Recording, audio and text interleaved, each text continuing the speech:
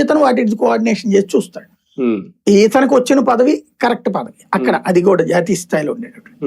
ఇవి ఆంధ్రాకి సంబంధించి వీళ్ళు తీసుకున్నటువంటి. తెలంగాణకు సంబంధించి డికే అరుణ్ తీసేశారు. తర్వాతన ఈయన పేరేంటి లక్ష్మణ్ కి ఉన్న పదవి ఇప్పుడు లేదు.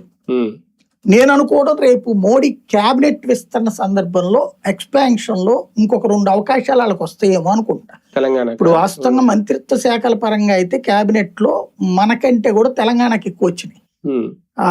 అక్కడ 2 ఉన్నారు కదా, కిషన్ రెడ్డి అండ్ ఇది.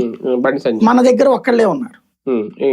గెలుపులు లెక్క చూసినప్పుడు ఇక్కడ 3 గెలిచారు కాబట్టి 1 ఇచ్చారు. అక్కడ 8 మంది గెలిచారు కాబట్టి 2 ఇచ్చారు. నడిచింది. ఇప్పుడు మేబీ వీళ్ళల్లో ఏమైనా మార్పు చేర్పులు చేయొచ్చు, కొత్తగా యాడ్ చేయొచ్చు. ఈటెల రాజేందర్ లాంటి వాడి మంత్రివర్గంలోకి తీసుకోవచ్చు. అదే సందర్భంలో పార్టీ రాష్ట్ర అధ్యక్ష బాధ్యతలు మార్చచ్చు. మెయిన్ ఎందుకంటే ఇప్పుడు 2023 డిసెంబర్లో ఎన్నికలు జరిగినాయి. అక్కడ 2028 ఎండింగ్కి ఎన్నికలు జరగాలి. మళ్ళీ 29 కాదు.